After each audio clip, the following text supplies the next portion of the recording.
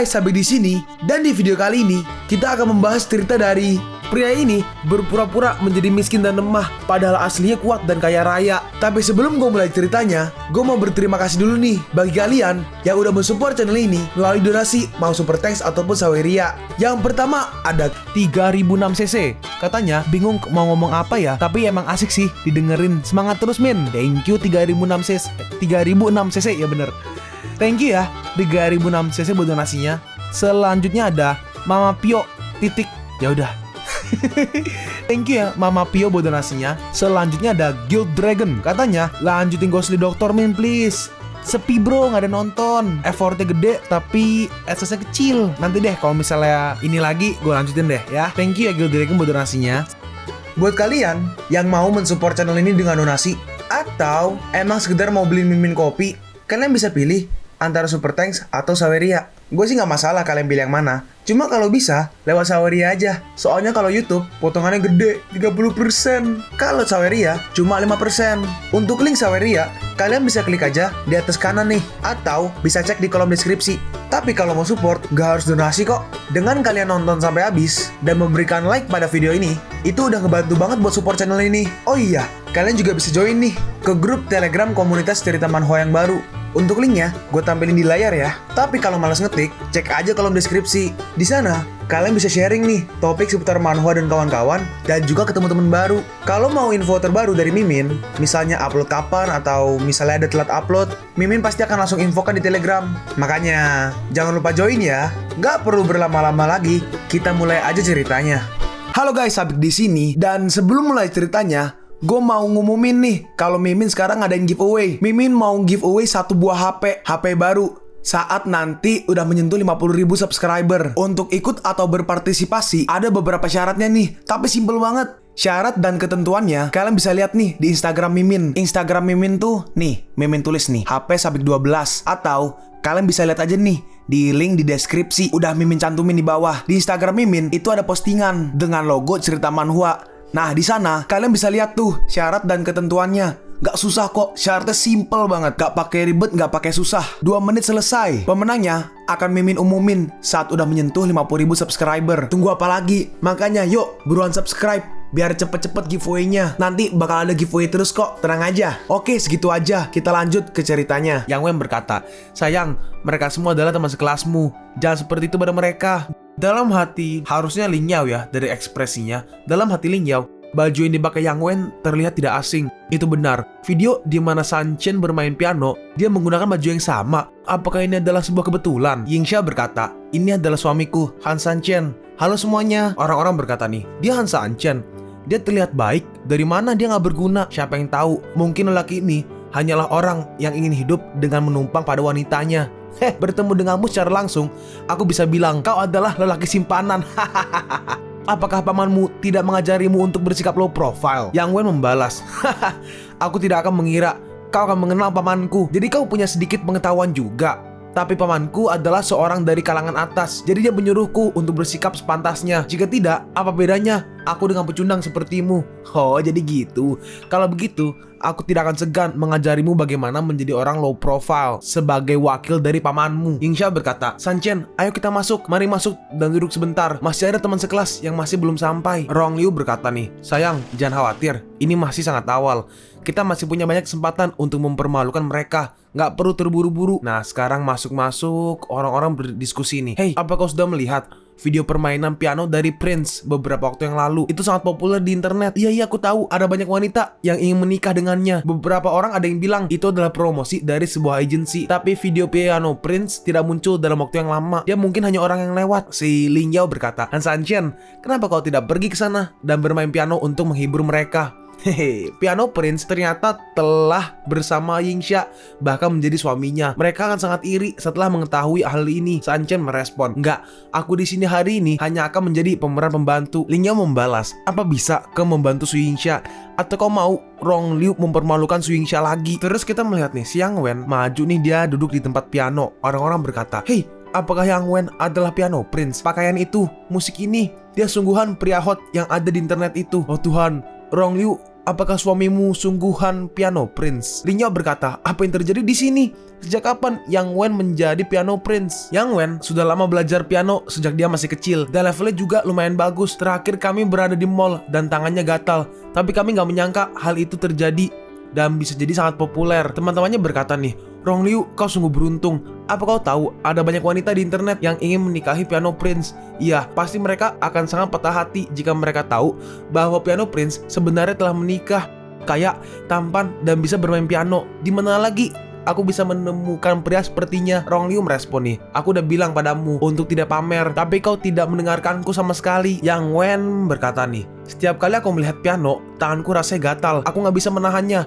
Lalu tiba-tiba, memalukan, sungguh memalukan. Si Lin Yao maju nih, kau sama sekali bukan piano prince. Dalam hati Rong Liu, wanita sialan, dia mau mengacaukanku lagi. Kali ini aku menyuruh Yang Wen untuk berpura-pura menjadi piano prince, hanya untuk membuat teman-teman sekelasku iri. Lagi pula, nggak ada yang tahu siapa piano prince sebenarnya.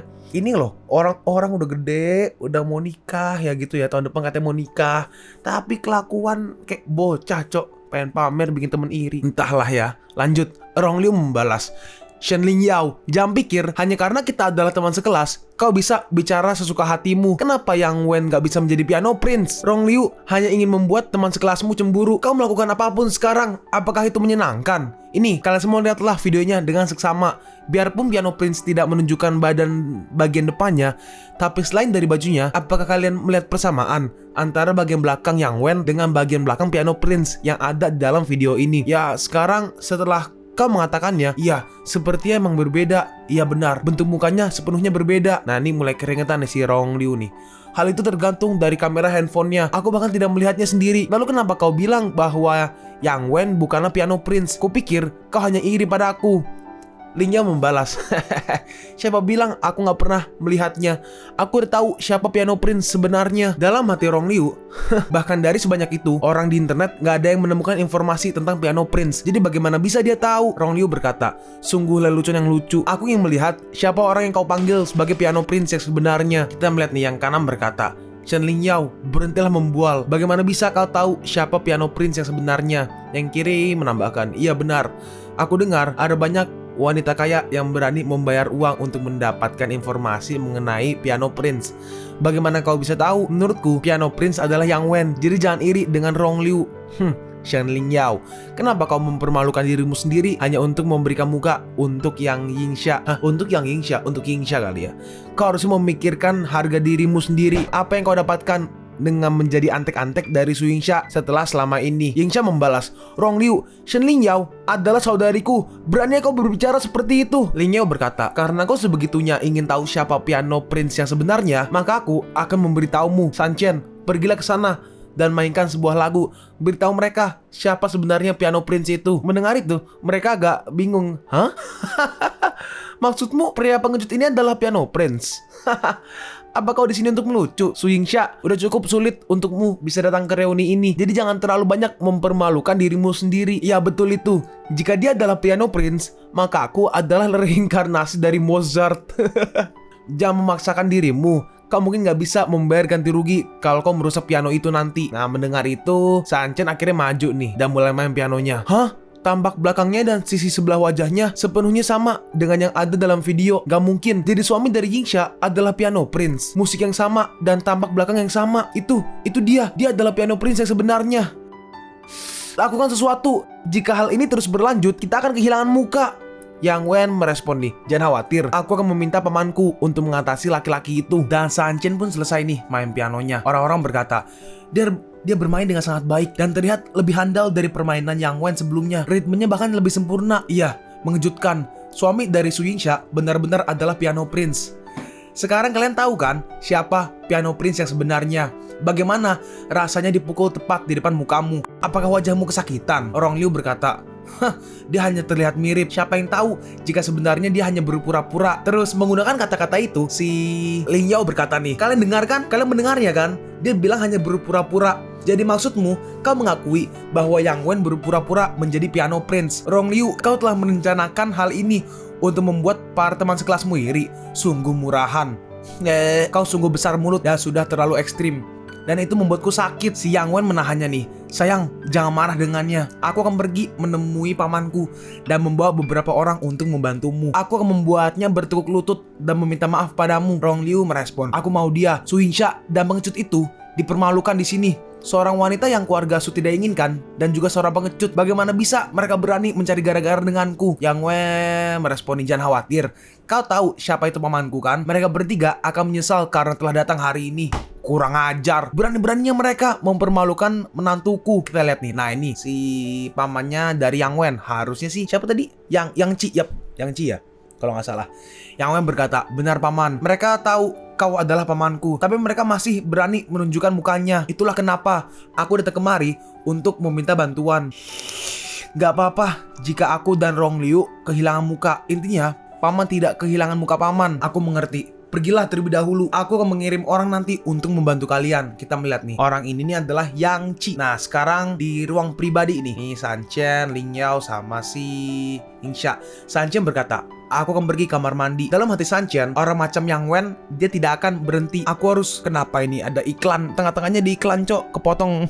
Aku harus menemui Yang Ci untuk mengatasi hal ini. Ye Fei sudah berkali-kali menanyakan berita tentangku. Kali ini, aku akan membuat keributan. 3 tahun yang lalu, Lin Yong adalah orang yang ditempatkan untuk pasukan di zona abu-abu. Di sisi lain, Yang Ci membukakan koneksi untukku di kota Yun sebagai jika terjadi masalah darurat. Apakah ini kantornya? Sepertinya aku udah lama gak datang kemari. Nah ini tulisan manajer umum. Sedangkan di ruang pribadi tadi tuh tiba-tiba muncul nih banyak sekali orang yang mendobrak pintu.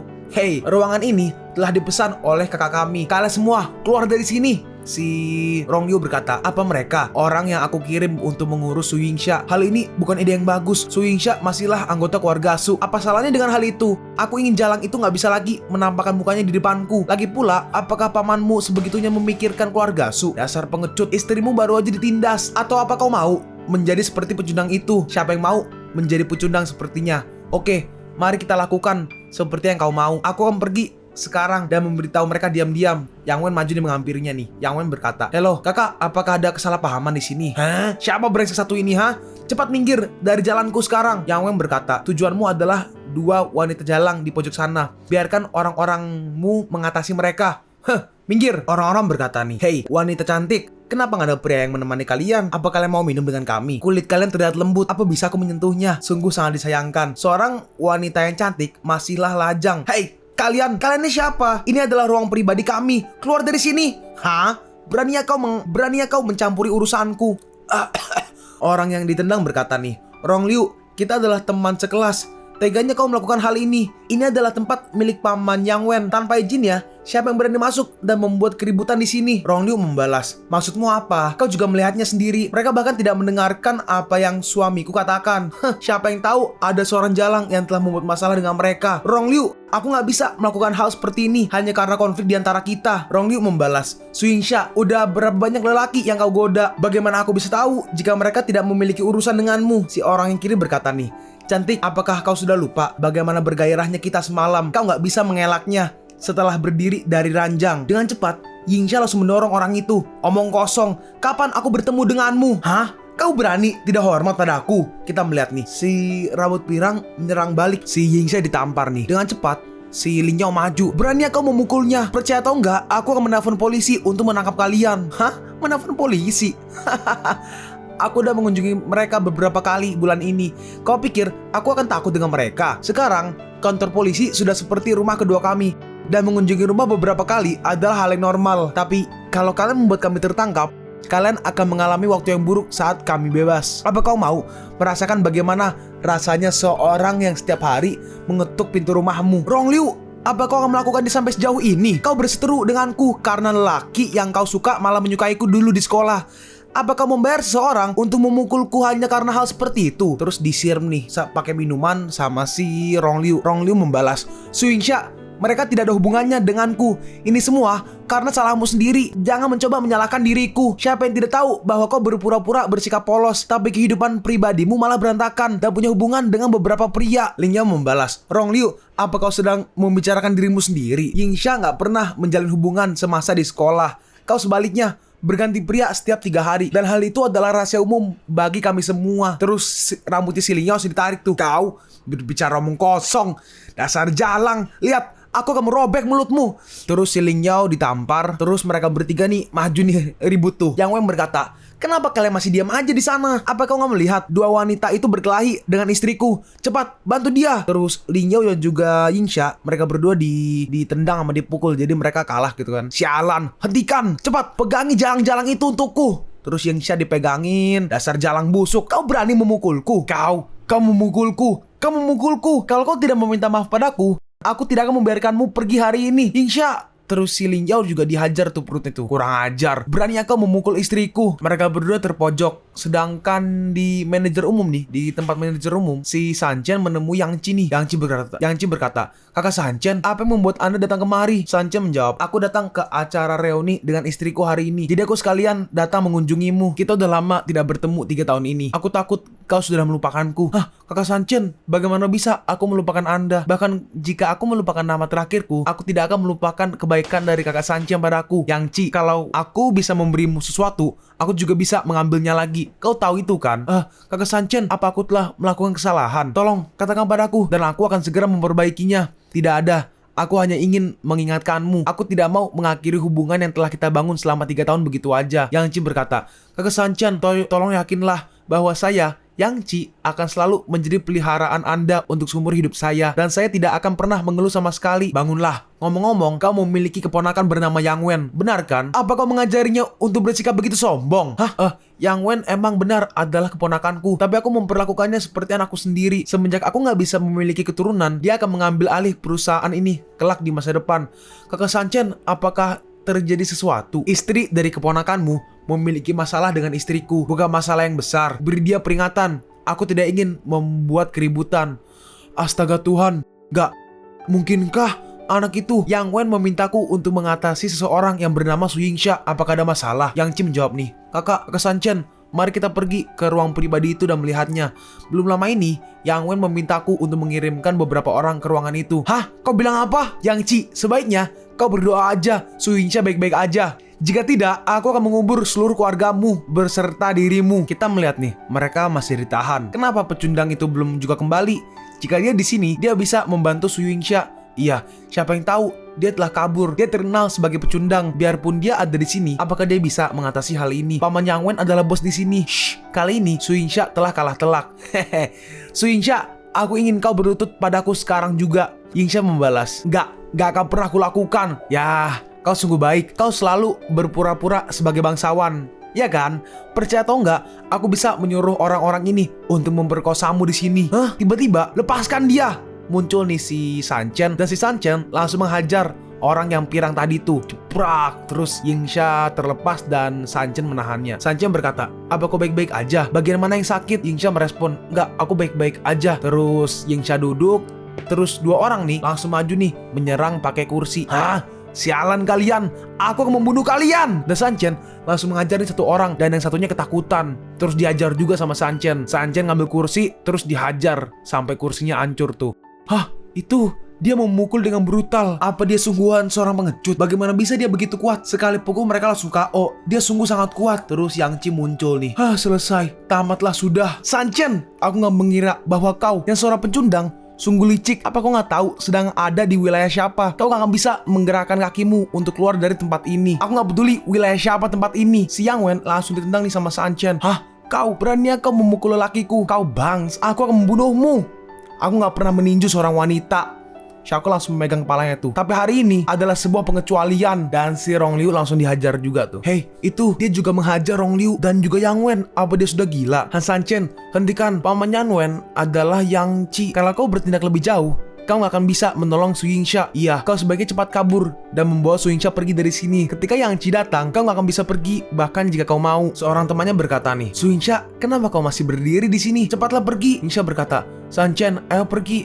Tenang aja, Yingsha, duduk dan beristirahatlah. Aku akan mengatasi hal ini. Yang Wen berkata nih, Sanchen, mati kau. Aku akan membuatmu membayar mahal semua ini. Pamanku akan membunuhmu. Dia akan membunuhmu.